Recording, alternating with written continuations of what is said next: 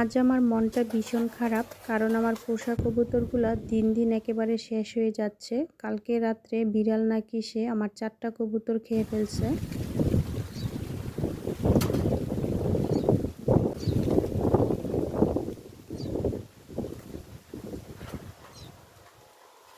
আর এই যে বাচ্চাগুলো দেখতে পাচ্ছ, এগুলো হচ্ছে সেই কবুতরগুলার বাচ্চা। কবুতরগুলা কিন্তু বিড়াল পুরোপুরি খেতে পারেনি, শুধু মাথাটা খেয়ে ফেলছে, বডিটা পিঞ্জিরার ভিতরে ছিল। আর বাচ্চাগুলো মনে হয় খেতে পারেনি, কারণ বাচ্চাগুলো একেবারে কর্নারে ছিল। এখন আমি বাচ্চাগুলো নিয়ে যাচ্ছি। বাচ্চাগুলো ততটা বড় হয়নি, নিজে নিজে খেতেও পারে না। প্রথমে ভেবেছিলাম যে বাচ্চাগুলোকে আমি নিজেই খাইয়ে দিয়ে একটু বড় করব, তারপর দেখলাম যে বাচ্চাগুলো খাওয়ানো অনেক কষ্ট।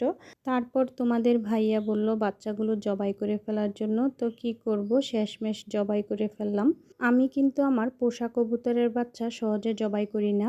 তোমরা যারা শুরু থেকে আমার পেজটা ফলো করেছিলে তারা কিন্তু দেখতে পেয়েছিলে আমার অনেকগুলা কবুতর ছিল। এখন আস্তে আস্তে সবগুলা কবুতরই শেষ হয়ে যাচ্ছে। কিছু কবুতর শীতকালে মারা গেছিল।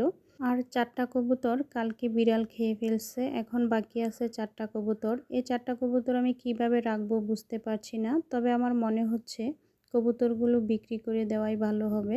দেখা যাক কি করা যায়। তো এখন চলে আসি রান্না বান্নায়। প্রথমে আমি সব মশলাগুলো বেটে নিয়েছি, তারপর গরম তেলে পেঁয়াজগুলো ভেজে নিচ্ছি। পেঁয়াজগুলো হালকা বাদামি কালার করে ভেজে নেব। তারপর দিয়ে দিচ্ছি গোটা গরম মশলা। গরম মশলাগুলো যদি তেলে ভেজে রান্না করা হয় তাহলে তরকারিতে খুব সুন্দর একটি সুঘ্রাণ হয়। এখন দিয়ে দিচ্ছি আদা রসুন বাটা। আদা রসুন বাটাগুলো কিছুক্ষণ তেলে ভেজে নেব, যাতে করে কাঁচা গন্ধটা চলে যায়। তারপর দিয়ে দিচ্ছি বাকি মশলাগুলো। তারপর অল্প পরিমাণে পানি দিয়ে মশলাটা ভালোভাবে কষিয়ে নেব, যতক্ষণ না পর্যন্ত মশলা থেকে তেলটা উপরে চলে আসে। এখন কেটে রাখা কবুতরের মাংসের টুকরোগুলো দিয়ে দিচ্ছি। তারপর মাংসগুলো ভালোভাবে নেড়েচেড়ে মশলার সাথে মিলিয়ে নিচ্ছি।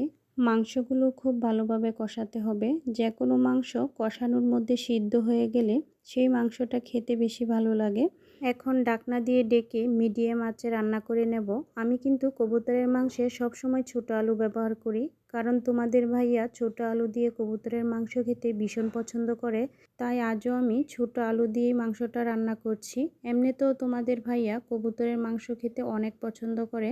যদিও আমার পোষা কবুতরগুলো বেশি জবাই করা হয় না, কিন্তু বাজার থেকে তোমাদের ভাইয়া প্রায় সময়ই কবুতর কিনে নিয়ে আসে। এখন আমার মাংসটা রান্না করা প্রায় হয়ে গেছে।